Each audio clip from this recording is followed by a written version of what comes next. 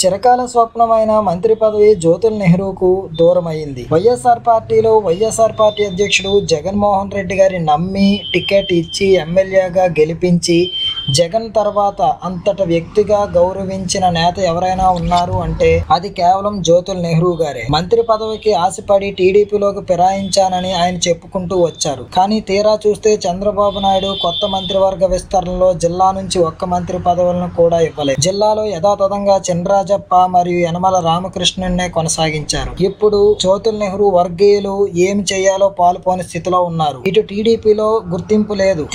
తిరిగి వైఎస్ఆర్సీపీలోకి వెళ్దామంటే అక్కడ పరువు పోయింది. తిరిగి జగన్ గారు రాణిస్తారో లేదో కూడా తెలియదు. ఇంకా అలాంటి అయోమయ స్థితిలో ఇప్పుడు ఆయన అనుచరులు ఉన్నారు. కానీ పార్టీ ఫిరాయించిన సందర్భంలో నెహ్రూకి మంత్రి పదవి విషయంలో చంద్రబాబు స్పష్టమైన వైఖరి ఇవ్వలేదని, ఆయన మంత్రి పదవి కాకుండా ప్యాకేజీ ఇస్తారని అప్పట్లో సమాధానం వచ్చింది. ఈ వీడియో కానీ నచ్చినట్లయితే లైక్ చేయండి, ఛానల్ని సబ్స్క్రైబ్ చేయండి.